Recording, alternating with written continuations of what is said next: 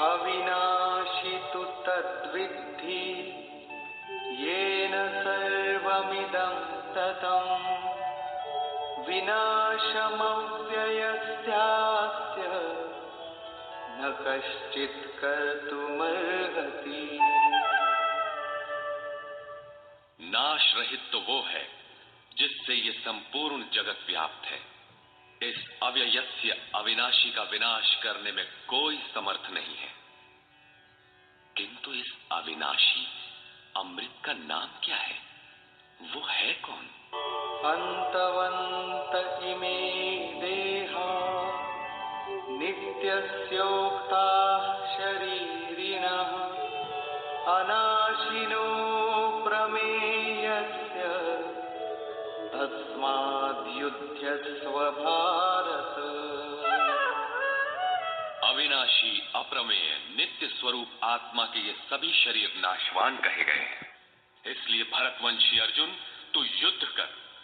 आत्मा ही अमृत है, आत्मा ही अविनाशी है, जिसका तीनों कालों में नाश नहीं होता। आत्मा ही सत है, शरीर नाशवान है, यही असत है जिसका तीनों कालों में अस्तित्व नहीं है।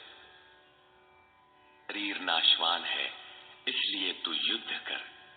इस आदेश से ये स्पष्ट नहीं होता कि अर्जुन केवल कौरवों को मारे। पांडव पक्ष में भी तो शरीर ही खड़े थे। क्या पांडव के शरीर अविनाशी थे? यदि शरीर नाशवान है तो श्री कृष्ण किसकी रक्षा में खड़े थे? क्या अर्जुन कोई शरीरधारी था? शरीर जो असत है, जिसका अस्तित्व नहीं है, जिसे रोका नहीं जा सकता, क्या श्री कृष्ण उस शरीर की रक्षा में खड़े हैं? यदि ऐसा है तो वे भी अविवेकी और मूढ़ हैं, क्योंकि आगे श्री कृष्ण स्वयं कहते हैं कि जो केवल शरीर के लिए ही पचता है, श्रम करता है, वो अविवेकी और मूढ़ बुद्धि है। वो पापायु पुरुष व्यर्थ ही जीता है। अंततः अर्जुन कौन था? वस्तुतः अनुराग ही अर्जुन है। अनुरागी के लिए इष्ट सदैव रथी बनकर साथ में रहते हैं, सखा की भांति उसका मार्गदर्शन करते हैं। आप शरीर नहीं है, शरीर तो आवरण है, रहने का मकान है। उसमें रहने वाला अनुराग पूरित आत्मा है। भौतिक युद्ध, मारने काटने से शरीरों का अंत नहीं होता। ये शरीर छूटेगा तो आत्मा दूसरा शरीर धारण कर लेगा। इसी संदर्भ में श्री कृष्ण कह चुके हैं कि जिस प्रकार बाल्यकाल से युवा या वृद्धावस्था आती है, उसी प्रकार देहांतर की प्राप्ति होती है। शरीर काटेंगे तो जीवात्मा नया वस्त्र बदल लेगा।